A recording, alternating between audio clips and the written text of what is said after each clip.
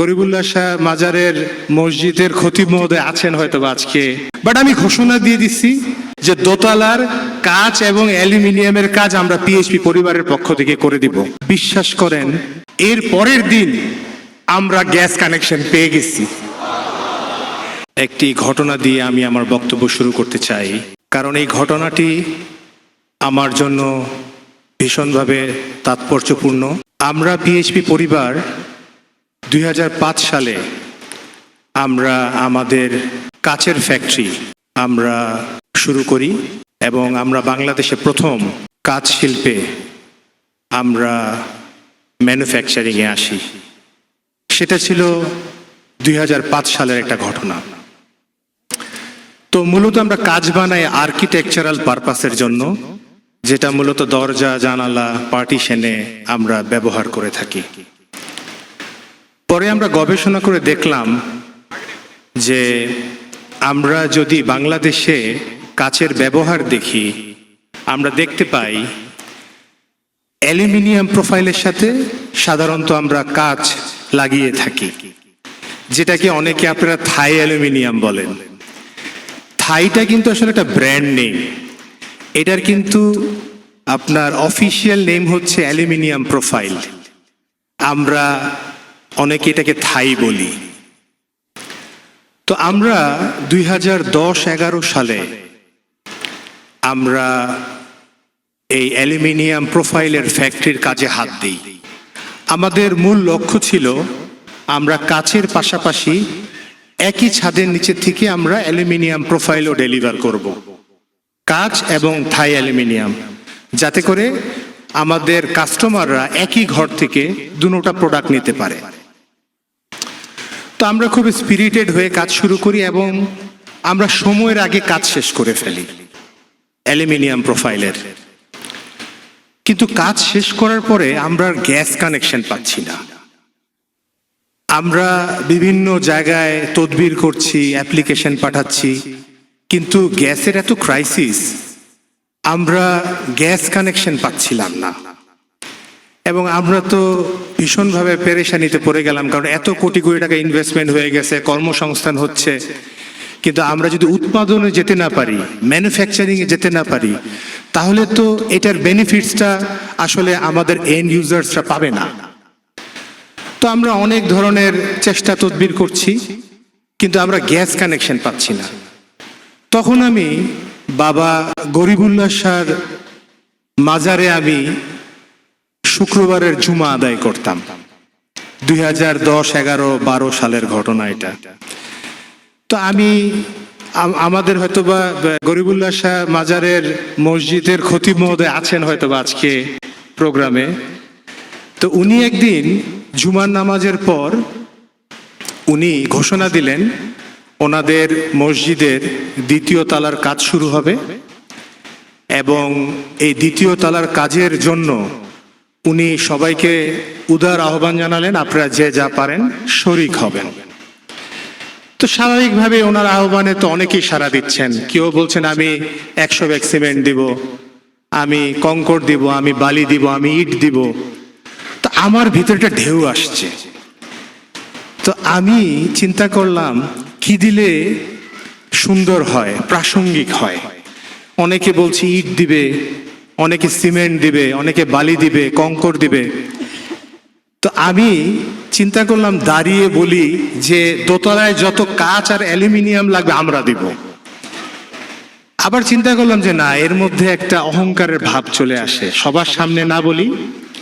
নামাজ আদায় শেষ করে সালাতু সালাম পেশ করে আমি মসজিদ কমিটির অফিসে গেলাম।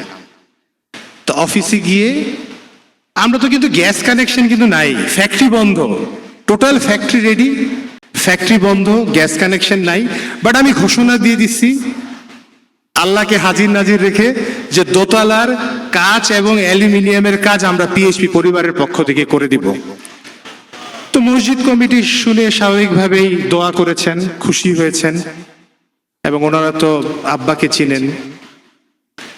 তো যা ঘোষণা করে আসলাম, বিশ্বাস করেন এর পরের দিন আমরা গ্যাস কানেকশন পেয়ে গেছি। এটার যে কি ব্যাখ্যা, এই ব্যাখ্যা, এই ক্যালকুলেশন, এই হিসাব, এই ম্যাথমেটিক্স, এই অ্যারিথমেটিক আমি বহু তালাশ করি, কিন্তু আজও আমি এর হিসাব আমি মিলাতে পারি না। আমার আব্বা, আমাদের পিএইচপি পরিবারের আমার শ্রদ্ধেয় আব্বা, আমাদের মাননীয় চেয়ারম্যান মহোদয় সবসময় একটা কথা বলেন যে আমরা আমাদের অঞ্চলে তো আমরা কোনো নবী রসুল পাই নাই, আমরা ধর্ম পেয়েছি পীর আউলিয়া ফকির দরবেশদের হাত ধরে।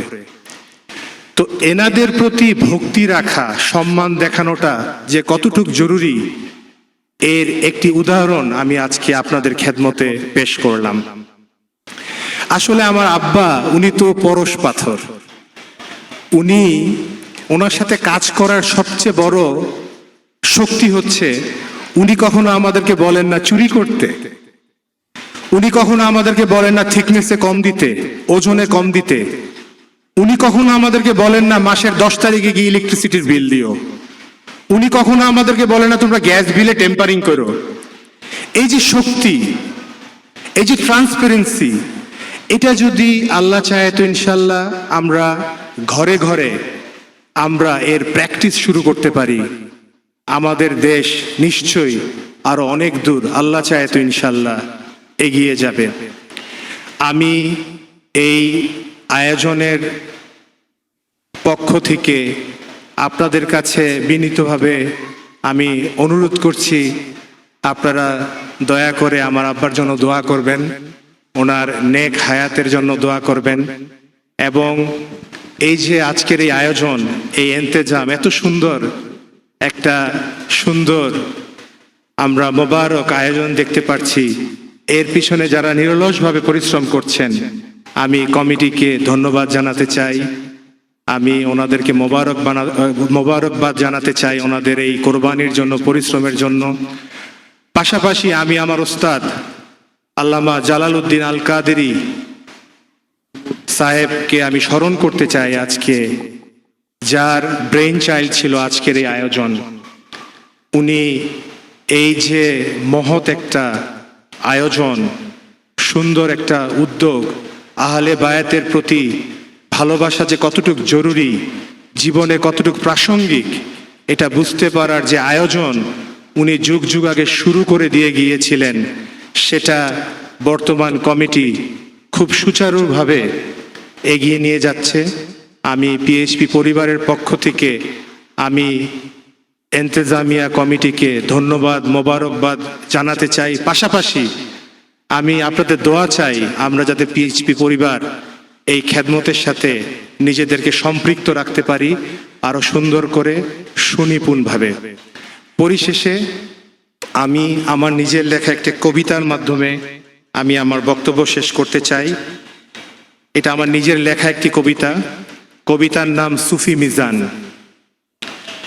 সুফি মিজানরা শূন্যকে করে পরিপূর্ণ, সুফি মিজানরা আধার করেন আলোকিত, সুফি মিজানরা জাতিকে করেন উজ্জীবিত, সুফি মিজানরা ভালোবাসে দেশকে অনন্ত, সুফি মিজানরা এতিমদের আশ্রয়, সুফি মিজান করেন গরিবের মন জয়, সুফি মিজানরা ভয় করে শুধু আল্লাহ, সুফি মিজানরা জীবন কাটান নবীর চর্চায়, সুফি মিজানরা মাসে মাসে জন্মান না, যুগে যুগেও না, সুফি মিজানরা জন্মায় শতাব্দীতে 2-4 জন।